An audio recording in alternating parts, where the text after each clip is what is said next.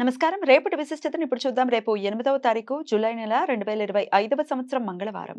శ్రీ విశ్వావసు నామ సంవత్సరం ఉత్తరాయణం గ్రీష్మ ఋతువు పునర్వసు కార్తె. రేపు ఆషాఢ మాస శుక్లపక్ష త్రయోదశి తిథి రాత్రి 12:38 వరకు, తదుపరి చతుర్దశి తిథి. జ్యేష్ఠ నక్షత్రం రాత్రి 3:15 వరకు, తదుపరి మూలా నక్షత్రం. శుక్ల యోగం రాత్రి 10:17 వరకు, తదుపరి బ్రహ్మయోగం. కౌలవ కరణం ఉదయం 11:57 వరకు, తదుపరి తైతల కరణం రాత్రి 12:38 వరకు, ఆపై గర్జకరణం ఉంటాయి. సూర్యుడు మిథున రాశి పునర్వసు నక్షత్రం 1వ పాదంలో సంచరిస్తున్నాడు. చంద్రుడు వృశ్చిక రాశిలో రాత్రి 3:15 వరకు, తదుపరి ధనుసు రాశిలో సంచరిస్తాడు. నక్షత్ర వర్జం ఉదయం 7:16 నుండి 9:01 వరకు, అమృతకాలం సాయంత్రం 5:42 నుండి రాత్రి 7:26 వరకు.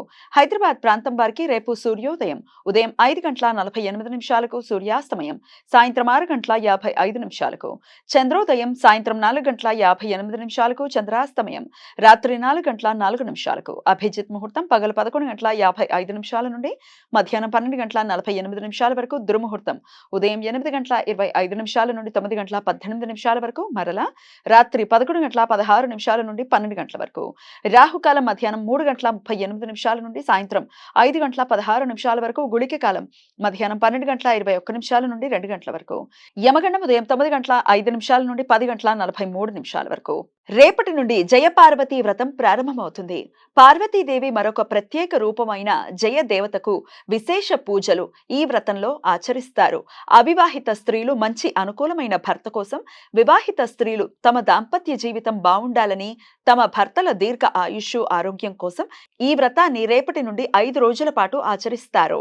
మొదటి రోజు ఒక మట్టి కలశాన్ని పసుపు కుంకుమలతో అలంకరించి, ఆ కలశంలో గోధుమ గింజలను వేసి కొంచెం నీరు పోసి ఆ కలశాన్ని పార్వతీదేవిగా భావించి పూజ చేసి పగటిపూట ఉపవాసం ఉంటారు.